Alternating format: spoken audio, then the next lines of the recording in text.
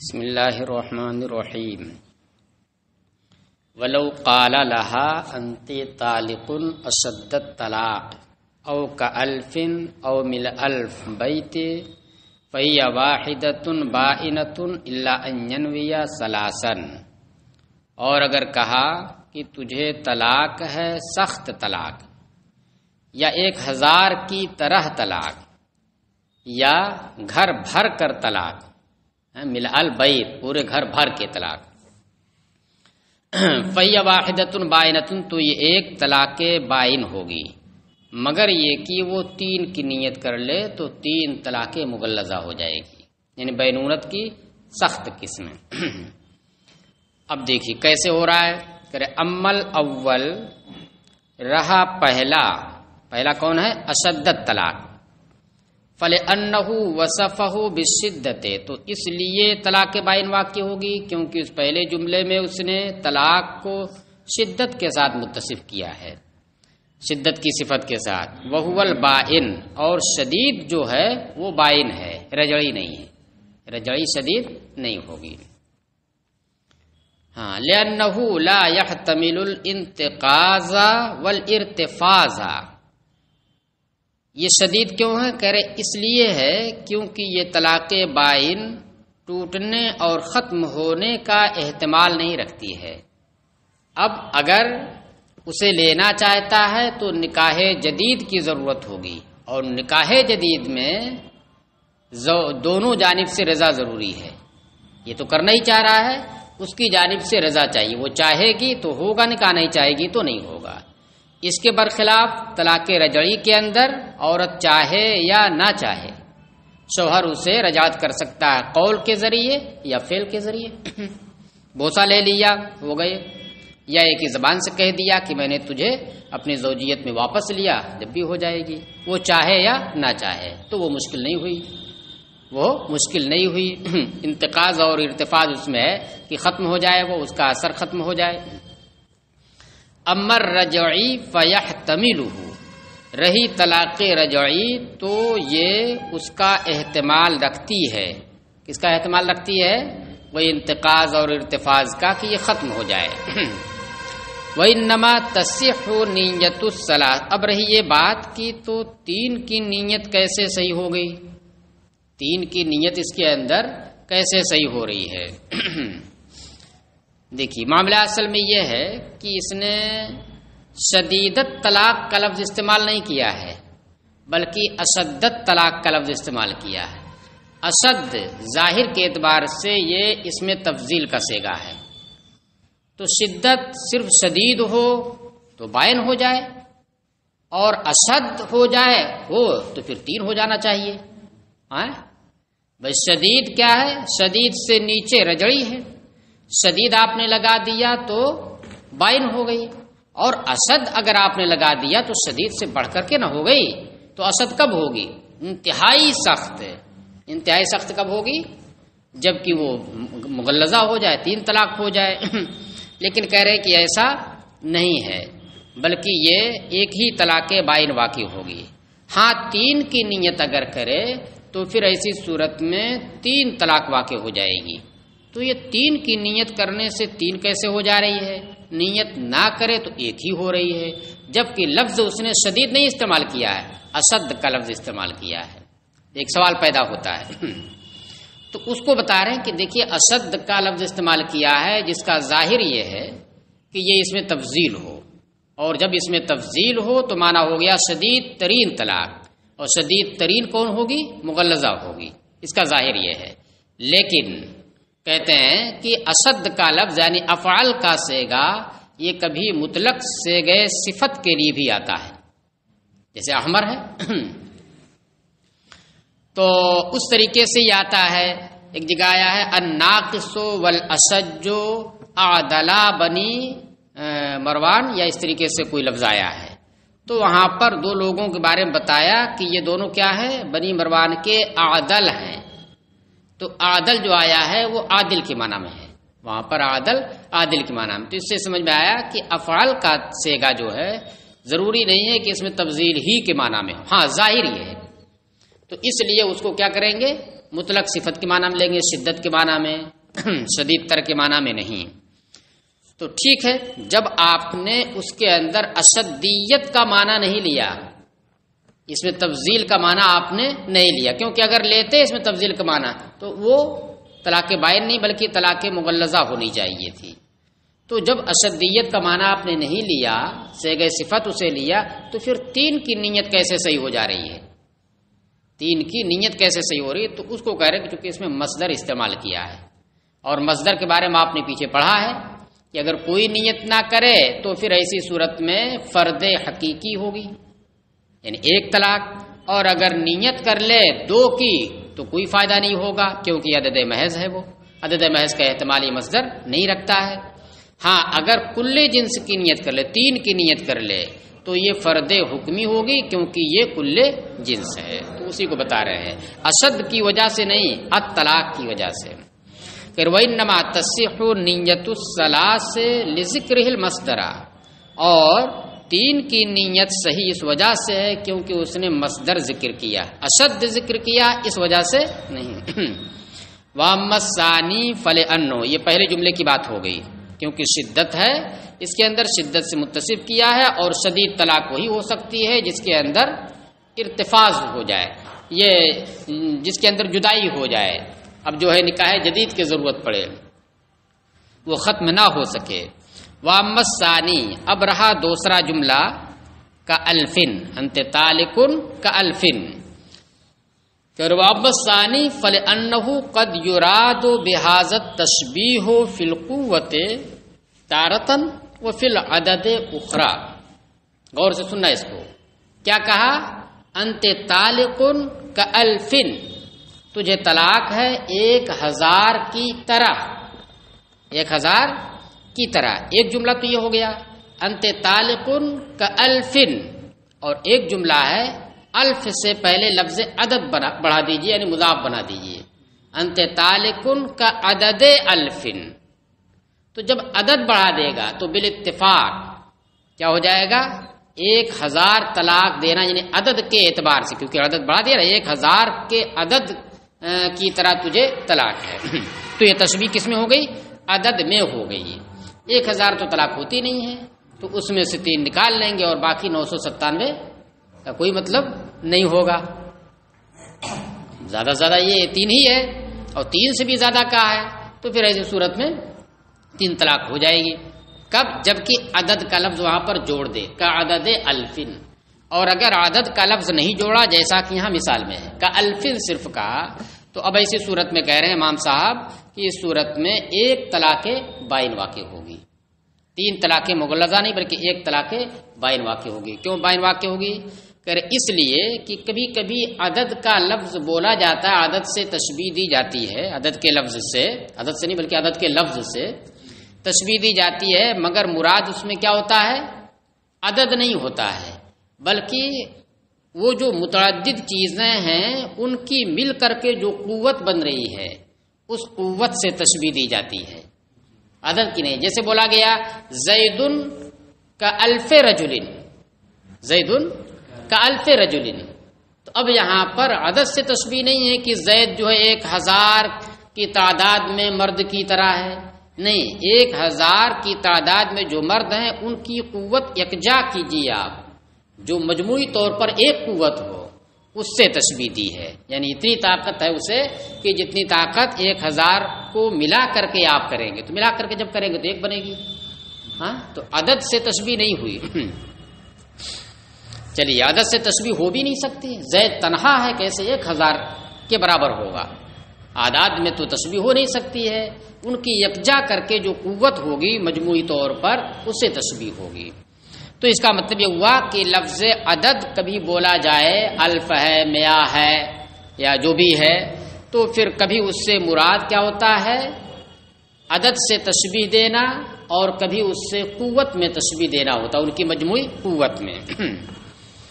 ہاں، جب لفظ عدد کی صراحت کر دے گا کا عدد الفن، تو اب تو واضح ہو گیا نا، یہ تشبیہ کس میں ہے؟ عدد میں ہے، اس کی قوت میں نہیں، یکجائی قوت میں نہیں ہے، بلکہ عدد میں ہے۔ تو اس وجہ سے اگر اس نے کا الفن استعمال کیا ہے تو کالفن استعمال کرنے کی وجہ سے یہاں پر مراد کیا لیا جائے گا؟ وہ قوت میں تشبیہ دینا، یعنی 1000 کی قوت کے برابر، یعنی ہے ایک ہی طلاق مگر وہ قوی ہے۔ تو ایک طلاق قوی ہو جائے تو ہو سکتی ہے وہ کیا ہو جائے؟ رجعی سے بائن بن جائے، تو بائن کیا ہوگی؟ قوی ہو گئی، اس کو ختم نہیں کر سکتے آپ، اب تو نکاح جدید ہی کرنا پڑے گا لینے کے لیے۔ ہاں، پھر وامت ثانی، اور رہا دوسرا والا، تو اس وجہ سے کہ کبھی اس سے یعنی الف سے تشبیہ مراد لی جاتی ہے قوت میں، فی القوت تارتن وفی العدد اخرى، اور کبھی یہ اخرى جو آ رہا ہے یہ صفت موصوف مقدر تارتن کی، اور کبھی عدد میں تشبیہ مراد ہوتی ہے۔ یقال بولا جاتا ہے ہوا الف رجل، وہ 1000 مرد ہے، وہ 1000 مرد ہے، تو یہ قوت ہی میں تشبیہ ہے، عدد میں تشبیہ نہیں ہے۔ ہاں، یہاں پر قوت میں تشبیہ ہو اس کی مثال نہیں دی ہے، وہ تو واضح ہے، یہ قوت میں تشبیہ ہو وہ واضح ہے کیونکہ عدد کے لیے آتا ہی ہے۔ ہاں، اس ظاہر کے خلاف، واضح کے خلاف کیا ہوتا ہے؟ کبھی عدد مراد نہیں ہوتا بلکہ اس کی یکجا قوت مراد ہوتی ہے، تو اس کی مثال دے دیا ہے۔ چلیے، یقال ہوا الف رجل ویراد بہ القوت، اور مراد اس سے قوت ہوتی ہے، یعنی 1000 مردوں کی قوت مراد ہوتی ہے۔ فیصح نیت الامرین، لہذا دونوں امروں کی نیت صحیح ہے، چاہے تو قوت مراد لے لے تو ایک طلاق ہوگی اور بینونت کے ساتھ ہوگی، اور چاہے تو عدد مراد لے لے تو پھر ایسی صورت میں 1000 مراد ہوگا، 1000 تو ہوگا نہیں تو 3 طلاق واقع ہو جائے گی، جو نیت چاہے کر لے۔ اور فقدان نیت کے وقت جن میں جو اقل ہے وہ مراد ہوگی۔ وعند فقدانها یثبت اقلهما، اور نیت کے فقدان کے وقت تو ان دونوں میں یعنی قوت و عدد میں جو اقل ہے، تو اقل کون ہے؟ قوت مراد لینا، یہ اقل ہے، عدد مراد لیں گے تو مغلظہ ہو جائے گی، یہ اکثر ہو گئی۔ تو ایسی صورت میں جب کہ نیت کا فقدان ہو تو ان دونوں میں سے اقل ثابت ہوگا، یعنی ایک طلاق بائن ثابت ہوگی، اس کا مطلب تشبیہ کس میں ہوئی؟ قوت میں ہوئی۔ وعن محمد انہ یقع الثلاث عند عدم النیت، اور امام محمد سے مروی ہے کہ 3 طلاق واقع ہو جائے گی نیت نہ ہونے کے وقت۔ کیوں نیت نہیں ہے تو 3 کیوں ہوگی؟ کہہ رہے لأنہ عدد، کیونکہ الف کا لفظ یا میاں کا لفظ یہ کیا ہے؟ یہ عدد ہے، اور جب عدد ہے تو ظاہر یہی ہے کہ تشبیہ عدد میں ہوگی۔ فیراد بہ التشبیہ، وہ تو قوت میں آپ تشبیہ لے رہے تو ظاہر کے خلاف ہے، ظاہر کے خلاف ہے، تو جب نیت نہ ہو تو ظاہر مراد دیا جائے گا کہ ظاہر کے خلاف مراد دیا جائے گا؟ کہہ رہے فیراد بہ التشبیہ فی العدد ظاہرا، لہذا اس سے مراد عدد میں تشبیہ ہوگی ظاہری طور پر۔ فصارا کما اذا قال انت طالق کعدد الف، تو یہ ایسا ہو گیا جیسے کہ جب وہ کہے انت طالق کا عدد الف، یعنی عدد کا لفظ وہاں پر جوڑ دے تو وہاں پر کیا ہے؟ وہاں پر طے ہے کہ یہ تشبیہ عدد میں ہے۔ تو اسی طریقے سے اگر عدد نہ بھی استعمال کرے، الف استعمال کرے تو الف میں ظاہر عدد ہے، ظاہر کیا ہے؟ عدد کے لیے آتا ہی ہے، تو اس لیے عدد میں تشبیہ مانی جائے گی نیت نہ ہونے کے وقت۔ لیکن امام صاحب کہہ رہے ہیں کہ نہیں، بلکہ وہ مانی جائے گی، تو پھر کیا ہوگا؟ تو یہاں پر بھی جب آپ دیکھیں گے تو وہی بات یہاں پر بھی سیٹ ہو سکتی ہے، چونکہ یہ ممنوع ہے۔ کیا ہے؟ یہ ممنوع ہے، طلاق ہے، تو اس وجہ سے کم ہو، واقع ہو، زیادہ زیادہ نہیں بلکہ کم سے کم ہو۔ کہہ رہے وام الثالث، یہ تو بالکل واضح ہے، جب عدد ہے تو ظاہر یہی کہ عدد میں تشبیہ ہو، اور عدد کے بجائے قوت میں تشبیہ دے رہے ہیں تو ظاہر کے خلاف آپ دے رہے ہیں۔ وام الثالث، اور رہا تیسرا والا جملہ، تیسری والی صورت، مل البیت، تجھے طلاق ہے گھر بھر کے۔ کہہ رہے فلأن الشیء قد یملأ البیت لعظمۃ فی نفسہ، تو اس وجہ سے کہ شے کبھی گھر کو عظیم فی نفسہ، عظیم اور بھاری ہونے کی وجہ سے گھر کو بھر دیتی ہے۔ وقد یملأ لکثرتہ، اور کبھی اپنی کثرت کی وجہ سے بھرتی ہے، ہوتا ہے نا، کبھی کوئی چیز گھر کو بھر دیتی ہے بھاری ہونے کی وجہ سے، کس وجہ سے؟ بھاری ہونے کی وجہ سے، اور کبھی بھاری تو نہیں، چھوٹے چھوٹے ہیں، جیسے گیہوں کا دانہ ہے، چھوٹے چھوٹے ہیں، تو گیہوں بھی بھر دیتا ہے پورے گھر کو، لیکن کیسے؟ فی نفسی عظیم ہونے کی وجہ سے نہیں، کثرت کی وجہ سے، کہ گیہوں تو اتنا ہوا آپ کی مرتبہ کہ اس نے پورے گھر کو بھر دیا، تو اتنا بڑا نہیں ہے کہ ایک تنہا ہو کر کے بھر دیا، بلکہ کیسے بھرا ہے؟ کثیر ہونے کی وجہ سے۔ تو کثیر اگر ہو، کثیر ہو کر کے بھرے، اس سے تشبیہ ہو، تو پھر ایسی صورت میں عدد ہو جائے گا، تو 3 طلاق ہو جائے گی۔ اور اگر عظیم ہو تو وحدت ہے اس کے اندر، ہاں اس وحدت کے اندر عظمت ہے، تو جب وحدت کے اندر عظمت ہے تو رجعی سے نکل کر کے بائن میں جائے گی۔ ہاں فَأَيَّ ذَلِكَ نَوَا، تو دونوں چیزیں ہو گئی، کثرت سے بھرتی ہے کبھی کوئی چیز گھر کو یا کسی بھی کمرے کو، اور کبھی کیا ہے؟ عظمت سے بھرتی ہے۔ کہہ رہے فَأَيَّ ذَلِكَ نَوَا صحت نیتہ، تو ان میں سے جس چیز کی بھی نیت وہ کر لے گا، عظمت کی یا کثرت کی، تو اس کی نیت صحیح ہو جائے گی۔ کہہ کر کے کہا کہ میری مراد اس سے کیا ہے؟ عظمت ہے، تو 1 طلاق بائن ہوگی، اور اگر کہا اس سے مراد کثرت ہے تو پھر 3 طلاق ہو جائے گی۔ وعند انعدام النیت ثبت الاقل، اور نیت نہ ہونے کے وقت ان میں سے جو اقل ہے وہ واقع ہوگی، یعنی عظمت مراد ہوگی اور 1 طلاق بائن ہوگی۔ ثم الاصل، اب دیکھیے اب یہاں پر امام صاحب کے نزدیک جو ضابطۂ کلی ہے، یا ہر ایک کے نزدیک جو ضابطۂ کلی ہے تشبیہ دینے کے معاملے میں، وہ یہاں پر بیان کر دے رہے ہیں۔ بیان یہ کر رہے ہیں کہ امام صاحب کے نزدیک یہ ہے کہ اگر اس نے، شوہر نے، متعلق نے اپنی اس طلاق کو کسی بھی صفت کے ساتھ متصف کیا تو بینون رجعی سے بینونت کی جانب منتقل ہو جائے گی، کسی بھی چیز سے۔ کسی بھی چیز سے مطلب کیا ہوا؟ چاہے وہ چیز عظیم ہو اور چاہے وہ بہت چھوٹی ہو، بہت چھوٹی۔ مثال دیا ہے راس الابرہ سے، مطلب سوئی کی نوک، سوئی کی جو نوک ہے اس سے بھی تشبیہ دیا، تو اگر تشبیہ دے دیا تو کسی چیز سے تشبیہ دینا طلاق کو، یہ کیا ہے؟ بینونت کا مقتضی ہے، یعنی زیادتی صفت کا مقتضی ہے وہ۔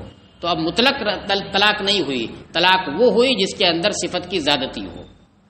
جب صفت کی زیادتی ہوگی تو وہ رجعی سے نکل کر کے بینونت میں جائے گی، یہ امام صاحب کے نزدیک ہے۔ چلیے، چاہے وہاں پر اس کی عظمت کا لفظ ذکر کرے، عظم کا، یا ذکر نہ کرے، بہرحال اگر تشبیہ پائی گئی تو طلاق بائن ہوگی، یہ امام صاحب کے نزدیک ہے۔ چلیے، اسی طریقے سے امام ظفر کے نزدیک یہ ہے کہ ہاں ٹھیک ہے، تشبیہ کسی بھی چیز سے دے، لیکن اگر اس نے جب تشبیہ دی ہے تو مضاف کے طور پر لفظ عظم ذکر کیا، جس کے معنی عظیم ہونا، اگر عظم ذکر کر دیا ہے تو ایسی صورت میں طلاق بائن ہوگی، اور عظم اگر نہیں ذکر کیا تو چاہے وہ پہاڑ ہی کیوں نہ ہو، وحدت مراد ہوگی۔ پیچھے پڑھا نا ان کا موقف آپ نے، کل جبل کہا تھا تو امام صاحب کے نزدیک کیا ہو گئی؟ تو جب ان کے نزدیک مطلق تشبیہ دینے سے بائن ہو جائے گی، یہ تو بہت بڑی چیز سے تشبیہ دی ہے پہاڑ سے، تو طلاق بائن ہوگی۔ لیکن امام ابو یوسف نے کیا کہا تھا کہ طلاق بائن نہیں ہوگی بلکہ طلاق رجعی ہوگی، تو پھر تشبیہ کا کیا مطلب؟ کہہ رہے تشبیہ یہ وحدت میں ہے، تشبیہ کیا ہے؟ وحدت میں ہے۔ عظمت میں اس وقت ہم مانیں گے جبکہ اس سے پہلے عظمت کا لفظ جوڑ دیا جائے، عظم کا لفظ اس سے پہلے جوڑ دیا جائے، جیسے کہا جائے کعظم الجبل، تو اگر عظم جوڑ دیا تو جبل کی کیا بات ہے؟ عظم الابرہ اگر کہہ دیا، کعظم راس الابرہ کہہ دیا، جب بھی ایسی صورت میں چاہے وہ عظیم ہو لوگوں کے درمیان، چاہے عظیم نہ، اگر عظم جوڑ دیا وہاں پر تو ایسی صورت میں طلاق بائن ہو جائے گی۔ ان دونوں کے برخلاف امام ظفر یہ کہتے ہیں کہ عظم ذکر کرے کہ نہ ذکر کرے، اس سے کوئی بحث نہیں، بس ہم یہ دیکھیں گے کہ لوگوں میں، عوام الناس میں وہ چیز جس سے تشبیہ دی گئی ہے وہ عظیم ہے کہ نہیں ہے۔ پہاڑ عظیم ہے، پہاڑ کیا ہے؟ عظیم ہے، اس لیے چاہے عظم کا لفظ لائے یا عظم کا لفظ نہ لائے طلاق بائن واقع ہوگی۔ اور ابرا، راس الابرہ یہ عظیم نہیں ہے، اس سے تو حقارت میں تشبیہ دی جاتی ہے، سوئی کے نوک کے برابر بھی نہیں ہے، اس طریقے سے کہتے ہیں بہت معمولی ہے وہ، تو چاہے عظم ذکر کرے اور چاہے نہ ذکر کرے طلاق بائن نہیں ہوگی۔ چلیے تو کہہ رہے ہیں ول ثم الاصل، پھر امر کلی، قاعدہ کلیہ اس تعلق سے، تشبیہ کے تعلق سے امام صاحب کے نزدیک یہ ہے کہ انہ متی شبہ الطلاق بشیء یقع بائنا، کہ جب اس نے طلاق کو کسی چیز سے تشبیہ دی تو وہ طلاق بائن واقع ہو جائے گی۔ ای شیء کان المشبہ بہ، مشبہ بہ کچھ بھی ہو، الجبل ہو یا راس الابرہ ہو، ذکر العظم او لم یذکر، عظم کا لفظ ذکر کرے یا ذکر نہ کرے، دونوں کی دیکھیے اس میں دونوں کا رد ہو گیا، امام ظفر کا بھی پہلے والے سے کہ کیا ہے ای شیء کان المشبہ بہ کچھ بھی ہو، یعنی عظیم ہو یا کہ عظیم نہ ہو، اور پھر یہ ذکر العظم او لم یذکر سے امام ابو یوسف کے رد کی جانب اشارہ ہو گیا، ان کے نزدیک یہ کہ عظم ذکر کرے گا تو بائن ہوگی، نہیں ذکر کرے گا نہیں ہوگی، کہتے ہیں کہ چاہے عظم ذکر کرے یا ذکر نہ کرے۔ لما مر ان التشبیہ یقتضی زیادت وصف، بسبب اس کے جو گزر چکا ہے کہ تشبیہ یہ وصف کے اندر اضافے کا تقاضا کرتی ہے، تشبیہ دے دی تو اصل طلاق کی وصف کے اندر اضافہ ہو جائے گا۔ وعند ابی یوسف، اور امام ابو یوسف کے نزدیک یہ ہے کہ ان ذکر العظم یکون بائنا والا فلا، کہ اگر عظم کا لفظ ذکر کر دیا مضاف کے طور پر وہاں تو بائن ہو جائے گی، اور اگر ہم عظم ذکر نہیں کیا تو بائن نہیں ہوگی۔ ای شیء کان المشبہ بہ، مشبہ بہ کچھ بھی ہو، چاہے پہاڑ ہو یا راس الابرہ ہو، لأن التشبیہ قد یکون فی التوحد علی التجرید، کیونکہ تشبیہ کبھی توحد میں ہوتی ہے، وحدت میں ہوتی ہے، کیسے؟ بڑی چیز ہو جب بھی، بھئی پہاڑ ہو جب بھی آپ اس کو کس میں تشبیہ لیں گے؟ وحدت میں، کہ یہ پہاڑ کی طرح ہے، یعنی جیسے پہاڑ ایک ہے اسی طریقے سے طلاق بھی ایک ہے، کہہ رہے ہاں علی التجرید، تجرید کے طور پر کہ اس کے اندر سے عظمت کا معنی خالی کر لیتے ہیں، صرف وحدت کا معنی، ایک پہاڑ ہے تو دو چیز اس میں ہو گئی، ایک وحدت کا معنی اور دوسرے عظمت کا معنی، تو اسی کو کہہ رہے ہیں کہ کبھی کیا ہے تشبیہ وحدت میں ہوتی ہے عظمت سے تجرید کے طور پر، یعنی معنی عظمت سے خالی کر کے، عظمت کا معنی ملحوظ نہیں ہوتا۔ اما ذکر العظم فللزیادۃ لا محالۃ، اور رہا عظم کا ذکر، اگر عظم کا ذکر کر دیا تو پھر قطعی طور پر وہ زیادتی کے لیے ہوگا، اضافے کے لیے ہوگا، تو اس لیے چاہے وہ ابرا کے ساتھ عظم کا لفظ ذکر کر دے، چاہے جبل کے ساتھ ذکر کر دے، عظم ذکر کر دیا تو پھر یقینی طور پر وہ زیادتی کے لیے ہوا، چاہے وہ فی نفس ہی وہ چیز عظیم ہو یا عظیم نہ ہو۔ وعند ظفر، اور امام ظفر کے نزدیک یہ ہے کہ ان کان المشبہ بہ مما یوصف بالعظم عند الناس یقع بائنا، کہ مشبہ بہ اگر ایسی چیز ہو کہ جسے لوگوں کے نزدیک یعنی عرف ناس میں عظم سے متصف کیا جاتا ہے تو کہہ رہے ہیں کہ یقع بائنا، تو طلاق بائن واقع ہوگی، وإلا فهو رجعی، ورنہ تو وہ طلاق رجعی واقع ہوگی۔ یہ بات زیادہ قریب معلوم ہوتی ہے امام ظفر کی نا، ظاہر کے اعتبار سے دیکھیے تو زیادہ قریب معلوم ہوتی ہے کہ اگر وہ چیز لوگوں کے نزدیک عظیم ہوتی ہے تو پھر ایسی صورت میں سمجھ میں آتا ہے کہ اس کے اندر زیادتی بتانا مقصود ہے، اور اگر وہ چیز عظیم نہ ہو بلکہ حقیر ہی ہو تو کیا بتانا مقصود ہے؟ اس کی حقارت بتانا مقصود ہے، بہت معمولی بتانا، راس الابرہ کہہ دیا کہ طلاق تجھے سوئی کے نوک کی طریقے سے، تو سوئی کی نوک تو بہت معمولی ہوتی ہے، تو اس میں جو ہے شدت کا معنی اور ذاتی کا معنی نہیں ہوا۔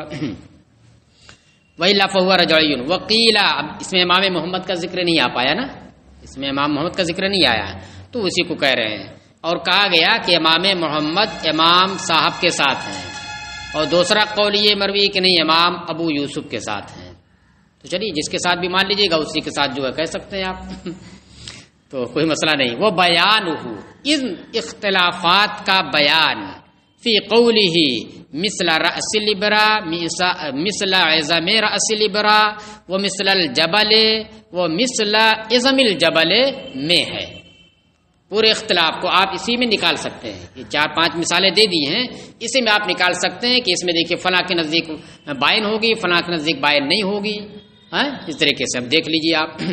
تو پہلے ذہن میں بیٹھا لیجئے کہ امام صاحب کے نزدیک تشبیہ اگر ہوئی چاہے جس چیز سے ہوئی تو وہ طلاق بائن واقع ہو جائے گی. امام ظفر کے نزدیک اگر تشبیہ ہوئی عظیم چیز سے تو طلاق بائن ہوگی ورنہ بائن نہیں ہوگی. اور امام ابو یوسف کے نزدیک کیا ہے کہ اگر اعظم کا لفظ ذکر کر کے تشبیہ دی ہے تو ہوگی, نہیں تو نہیں ہوگی, چاہے پہاڑ ہی سے کیوں نہ تشبیہ دے. دیکھیے مثال, ہاں اس کا بیان یعنی اس اختلاف کا بیان, اس امر کلی جو مختلفی ہے لوگوں کے درمیان, اس کا بیان قائل کے قول مثل راس الابرا وغیرہ میں ہے. تو دیکھیے مثل راس الابرا کا انت طالق مثل راس الابرت, تو اس کے اندر طلاق بائن ہوگی کس کے نزدیک؟ امام صاحب کے نزدیک, اور باقی کسی کے نزدیک نہیں ہوگی. ہاں امام ابو یوسف کے نزدیک اس لیے نہیں ہوگی کیونکہ اعظم کا لفظ نہیں ذکر کیا ہے, اور امام ظفر کے نزدیک اس لیے نہیں ہوگی کیونکہ راس الابرا یا عوام الناس کے نزدیک عظمت کے لیے نہیں ہے, عظیم نہیں مانا جاتا ہے, حقیر اور بہت معمولی مانا جاتا ہے. تو اس لیے پہلی والی مثال میں صرف امام صاحب کے نزدیک طلاق بائن واقع ہوگی. مثل اعظم راس الابرت, امام صاحب کے نزدیک تو ہی ہے, ہاں اس میں تو کوئی کلام ہی نہیں ہے. ہاں امام ابو یوسف کے نزدیک بھی واقع ہو جائے گی طلاق بائن کیونکہ اعظم کا لفظ ذکر کر دیا ہے, اور امام ظفر کے نزدیک تو اسی طریقے سے رہے گا چونکہ راس الابرا ہے, اور راس الابرا عظیم نہیں ہے لوگوں کے نزدیک, تو اس لیے رجڑی واقع ہوگی. تین ہی مثال ہے نا, وہ مثل نہیں چار ہے, وہ مثل الجبل, مثل الجبل اگر کہا تو اس صورت میں امام سب کے نزدیک تو چاروں میں ہے, اس کو رہنے دیجیے.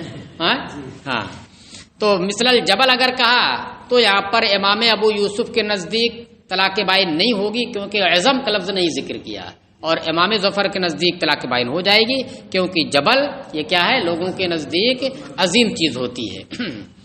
مثل اعظم الجبل تو بالاتفاق طلاق بائن ہوگی کیونکہ ہر ایک کے قاعدے کے مطابق یہ ہے. امام صاحب کے نزدیک تو ہے یہ تشبیہ ہے, چاہے جس سے تشبیہ ہو تو بڑی چیز سے تشبیہ ہو گئی. امام ابو یوسف کے نزدیک اس لیے کہ اعظم کا لفظ ذکر کر دیا ہے, اور امام ظفر کے نزدیک اس لیے کہ بھائی جبل ہے, پہاڑ ہے, جو عوام الناس کے نزدیک کیا ہے عظمت سے متصف کیا جاتا ہے. ولو قال انت طالق تطلیقتا شدیدتا او عریضتا او طویلتا فہی واحدۃ بائنۃ, اور اگر کہا تجھے طلاق ہے ایک سخت طلاق تطلیقتاً شدیدتاً او عریضتاً, یا تجھے طلاق ہے چوڑی طلاق یا لمبی طلاق, فہی واحدۃ بائنۃ, تو اس صورت میں یہ طلاق بائن ہوگی. لأن ما لا يمكن تداری, دیکھیے اس میں تشبیہ نہیں ہے, اس میں صفت ہے, صفت موصوف صفت بیان کر دیا ہے. تو کہہ رہے اس صورت میں طلاق بائن ہوگی, کیوں؟ لأن ما لا يمكن تدارکہ یشتد علیہ, کیونکہ وہ طلاق جس کا تدارک ممکن نہ ہو, تدارک ہو ہی نہ سکے, وہ اپنا کام کر کے ہی دکھا دے, تو وہ شوہر کے اوپر سخت ہوتی ہے. اور وہ طلاق جس کا تدارک ممکن ہی نہ ہو, اسے آپ ختم نہ کر سکتے ہوں, وہ سخت ہوتی, وہ ہے کون؟ وہ طلاق بائن ہے. طلاق بائن جب ہو گئی تو پھر اب آپ رجعت نہیں کر سکتے ہیں, اب پھر جو ہے اس سے نکاح کرنا پڑے گا آپ کو, تو دوسری چیز ہو گئی نا. آپ اس طلاق کے اثر کو ختم نہیں کر سکے, اس نے تو اپنا اثر دکھائی دیا کہ آپ اور دونوں کے درمیان جدائیگی پیدا کر دی ہے, آپ کے درمیان اس کے درمیان جدائیگی پیدا کر دی ہے. اب آپ تدارک اس کا نہیں کر سکتے ہیں کہ رجعت کر لیجئے قول سے یا فعل سے تو پھر اثر ختم ہو جائے, لے لیجئے, اسے نہیں کر سکتے. تو اس لیے جس طلاق کا تدارک ممکن ہی نہ ہو وہ طلاق شوہر کے اوپر سخت ہوتی ہے, اور شدیدۃ اس نے استعمال کیا ہے, اور یہ شدت کی صفت کس کے اندر پائی جا رہی ہے جس کا تدارک ممکن نہ ہو؟ بائن کے اندر. تو اس لیے طلاق بائن یہ طلاق شدید ہوگی. اچھا, عریضتاً و طویلتاً اگر کہا تو اسی صورت میں کہہ رہے وما یصعب تدارکہ یقال لہذا الامر طول وعرض, اور وہ جس کا تدارک مشکل ہو, جس کا تدارک مشکل ہو جائے تو بولا جاتا ہے کہ لہذا الامر طول وعرض, کہ اس کام کے اندر بڑی بڑا طول و عرض ہے. کیا کہتے ہیں اس کام کے اندر بڑا طول و عرض ہے. تو اس لیے وہ بائن کی طرح ہو گیا. وہ کیا ہو گیا؟ وہ بائن کی طرح ہو گیا. تو دیکھیے شدیدتن کا لفظ استعمال کیا تو جیسی طلاق ہے جو شدید ہے. تو شدید کسے کہیں گے؟ کہ جس کا تدارک ممکن ہی نہ ہو وہی شدید ہوگی شوہر کے اوپر، وہ طلاق بائن ہے. اور طویل اور عریض اگر کہا ہے تو کہہ رہے کہ طویل و عریض جو ہے اگر کوئی کام مشکل ہو جائے، کوئی کام غیر ممکن نہ ہو، محال نہ ہو، بلکہ کیا ہو جائے مشکل ہو جائے، تو وہاں پر اس مشکل کام کے لیے یہ طول اور عرض کا لفظ استعمال کرتے ہیں. ارے بڑا طول ہے اس میں، اپنی زبان میں بھی بولتے ہیں ارے بڑا طول ہے، بہت ٹائم لگے گا اس میں، یعنی بہت مشکل کام ہے یہ. تو اس لیے یہ بائن کی طرح ہو گئی. بھائی بائن تو وہ ہے کہ جس کا تدارک ممکن ہی نہ ہو. اور طویل اور عریض کسے کہتے ہیں؟ اسے کہتے ہیں جس کا تدارک ممکن تو ہو مگر بہت مشکل ہے. تو اس وجہ سے یہ بائن تو نہیں ہوئی مگر بائن کی طرح ہوگی. جب بائن کی طرح ہوگی تو اس کو بھی اسی میں ڈال دیں گے. وان ابی یوسف انہ یقع بہا رجعیۃ، اور امام ابو یوسف سے مروی ہے کہ اس سے طلاق رجعی واقع ہوگی. لأن ھذا الوصف لا یلیق بہ، اس لیے کہ یہ وصف یہ طلاق کے لائق نہیں ہے کہ طلاق کی صفت اسے بنائیے آپ، طویل اور عریض اسے کیا بنائیے؟ طلاق کی صفت اسے بنائیے، اس کے لائق یہ نہیں ہے. لہذا جب یہ اس کے لائق نہیں ہے تو پھر ایسی صورت میں یہ ذکر کرنا لغو ہو جائے گا طویل اور عریض میں. تو اس لیے ایک طلاق رجعی واقع ہوگی. بات سمجھ میں آ رہی ہے؟ بھائی طلاق کے اندر طول و عرض تو ہوتا نہیں ہے، یہ ہوتا ہے جیسے پیچھے آپ نے پڑھا نہیں کہ تجھے طلاق ہے یہاں سے لے کر شام تک، آیا تھا نا پیچھے، تو اس میں طول بتایا گیا ہے. تو کہہ رہے کہ طلاق کی صفت یہ طول و عرض نہیں ہوا کرتی ہے. ہاں شدت تو ہوتی ہے، ایک طلاق وہ جس کے اندر شدت ہے وہ بائن ہے، ایک طلاق وہ جس کے اندر شدت نہیں ہے وہ طلاق رجعی ہے. لیکن طول اور عرض یہ اس کی صفت نہیں ہوتی. لہذا اگر طول و عرض ذکر کیا ہے تو اس کا ذکر کرنا لغو ہو جائے گا. لہذا ایک طلاق رجعی واقع ہوگی اس صورت میں. ولو نوس ثلاثہ فی هذه الفصول صحت نیتہ، اور اگر ان تمام صورتوں میں پورا آپ شروع سے لیجئے، یہ جو کیا نام یہاں سے وَإِذَا وَصَفَ الطَّلَاقَ بِضَرْبٍ مِّنَ الزِّيَادَةِ وَالشِّدَّةِ، یہاں سے لے کر جتنی مثالیں ہیں ان تمام کو آپ لیجئے. تو کہہ رہے ہیں کہ اور اگر اس نے ان تمام صورتوں میں 3 کی نیت کر لی جس میں طلاق بائن واقع ہو رہی ہے، کہہ رہے صحت نیت ہو تو اس کی نیت صحیح ہے. کیسے صحیح ہے؟ لتنوع البینونت، کیونکہ بینونت کی 2 قسمیں ہیں، ایک بینونت خفیفہ اور ایک بینونت ثقیلہ. تو بینونت خفیفہ ایک طلاق بائن ہے اور بینونت ثقیلہ کیا ہے؟ طلاق مغلظہ ہے. بھائی جدائیگی دونوں میں ہوتی ہے نا. یہ بینونت خفیفہ کی جس میں جدائی ہو رہی ہے وہ خفیف اس لیے ہے کہ دوبارہ کیا کام کرنا ہے؟ نیا نکاح کرنا ہے. لیکن بینونت ثقیلہ میں ایسی جدائیگی ہوتی ہے کہ صرف نیا نکاح کرنے سے نہیں کام چلے گا، بلکہ اب وہاں پر کیا حتی تنکحہ زوجن غیرہ والا ضابطہ آئے گا تو اور مشکل ہو گیا وہ. تو اس لیے کہہ رہے کہ کیونکہ بینونت کی 2 قسمیں ہیں، اوپر دیکھیے بین السطور میں دیا ہے الی الغلیظۃ والخفیفۃ، کیونکہ بینونت یہ 2 قسموں کی جانب منقسم ہے، غلیظہ اور خفیفہ کی جانب. اس لیے اگر ان میں سے کوئی ایک کی نیت وہ کر لے رہا ہے تو پھر وہ نیت بھی صحیح ہوگی.